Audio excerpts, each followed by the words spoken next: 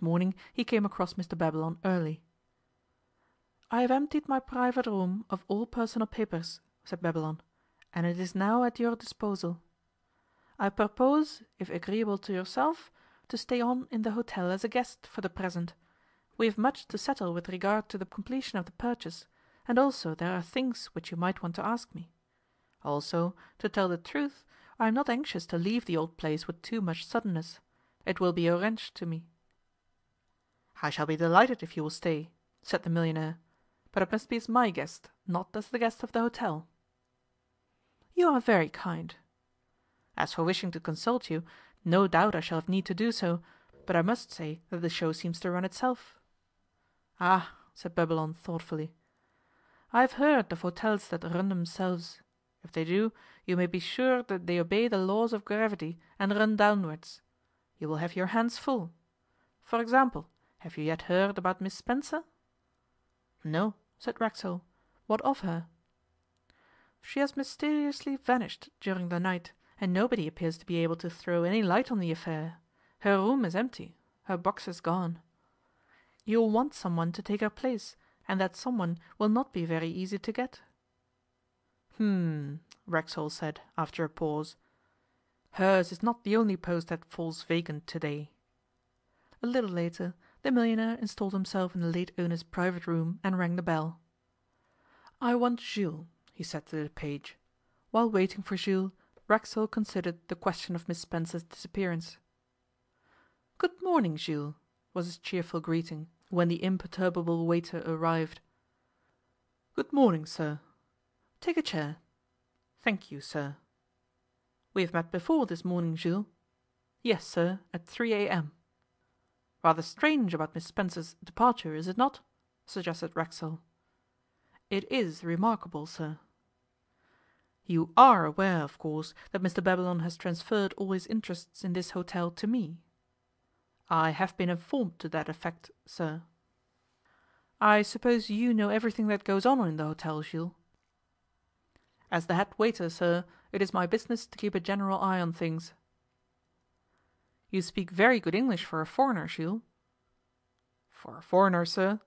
I am an Englishman, a Hertfordshire man born and bred. Perhaps my name has misled you, sir. I am only called Jules because the head waiter of any really high class hotel must have either a French or an Italian name." "I see," said Racksole. "I think you must be rather a clever person, Jules."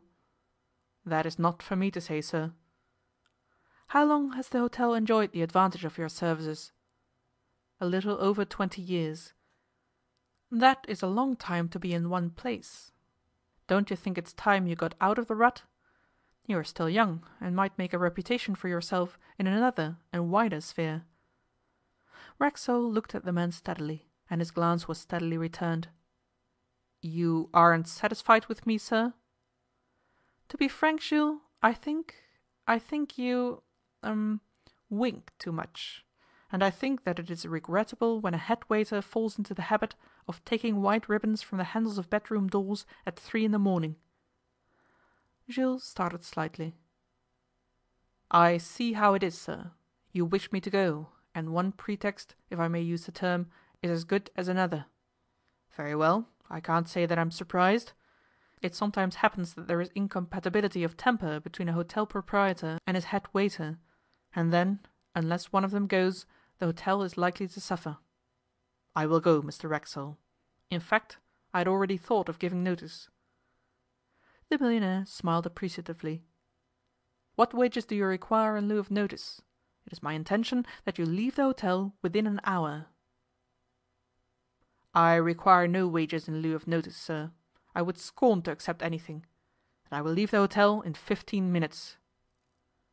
"Good day, then. You have my good wishes and my admiration, so long as you keep out of my hotel." Racksole got up. "Good day, sir, and thank you. By the way, Jules, it will be useless for you to apply to any other first-rate European hotel for a post, because I shall take measures which will ensure the rejection of any such application." "Without discussing the question whether or not there aren't at least half a dozen hotels in London alone that would jump for joy at the chance of getting me," answered Jules, "I may tell you, sir, that I shall retire from my profession." "Really? You will turn your brains to a different channel?" "No, sir. I shall take rooms in Albemarle Street or Jermyn Street, and just be content to be a man about town. I have saved some £20,000, a mere trifle, but sufficient for my needs, and I shall now proceed to enjoy it. Pardon me for troubling you with my personal affairs, and good day again." That afternoon Racksole went with Felix Babylon first to a firm of solicitors in the city, and then to a stockbroker, in order to carry out the practical details of the purchase of the hotel. "I mean to settle in England," said Racksole, as they were coming back. "It is the only country—" and he stopped. "The only country?" "The only country where you can invest money and spend money with a feeling of security. In the United States there is nothing worth spending money on, nothing to buy. In France or Italy there is no real security." "But surely you are a true American?" questioned Babylon. "I am a true American," said Racksole, "but my father, who began by being a bed maker at an Oxford college, and ultimately made $10 million out of iron in Pittsburgh, my father took the wise precaution of having me educated in England. I had my 3 years at Oxford, like any son of the upper middle class. It did me good. It has been worth more to me than many successful speculations. It taught me that the English language is different from, and better than, the American language, and that there is something, I haven't yet found out exactly what, in English life that Americans will never get. Why," he added, "in the United States we still bribe our judges and our newspapers, and we talk of the 18th century as though it was the beginning of the world. Yes, I shall transfer my securities to London. I shall build a house in Park Lane, and I shall buy some immemorial country seat with a history as long as the A.T.and.S. railroad, and I shall calmly and gradually settle down. Do you know, I'm rather a good-natured man for a millionaire, and of a social disposition, and yet I haven't 6 real friends in the whole of New York City. Think of that." "And I," said Babylon, "have no friends except the friends of my boyhood in Lausanne. I have spent 30 years in England, and gained nothing but a perfect knowledge of the English language, and as much gold as would fill a rather large box." These two plutocrats breathed a simultaneous sigh. "Talking of gold coin," said Racksole, "how much money should you think Jules has contrived to amass while he has been with you?" "Oh," Babylon smiled, "I should not like to guess. He has had unique opportunities. Unique opportunities." "Should you consider 20,000 an extraordinary sum under the circumstances?" "Not at all. Has he been confiding in you?" "Somewhat. I have dismissed him." "You have dismissed him?" "Why not?" "There is no reason why not. But I have felt inclined to dismiss him for the past 10 years, and never found courage to do it. It was a perfectly simple proceeding, I assure you. Before I had done with him I rather liked the fellow."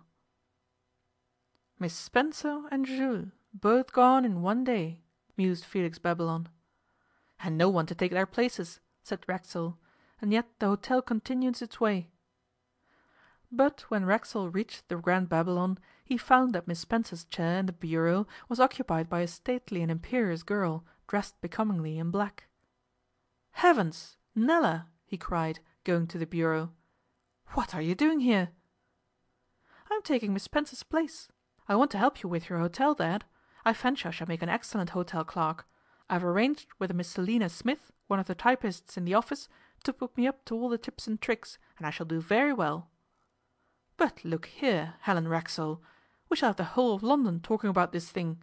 The greatest of all American heiresses a hotel clerk! And I came here for quiet and rest." "I suppose it was for the sake of quiet and rest that you bought the hotel, Papa?" "You would insist on the steak," he retorted. "Get out of this, on the instant." "Here I am, here to stay," said Nella, and deliberately laughed at her parent. Just then the face of a fair-haired man of about 30 years appeared at the bureau window. He was very well dressed, very aristocratic in his pose, and he seemed rather angry. He looked fixedly at Nella and started back. "Ach!" he exclaimed. "You?" "Yes, your Highness, it is indeed I. Father, this is His Serene Highness Prince Aribert of Posen, one of our most esteemed customers." You know my name, Fräulein?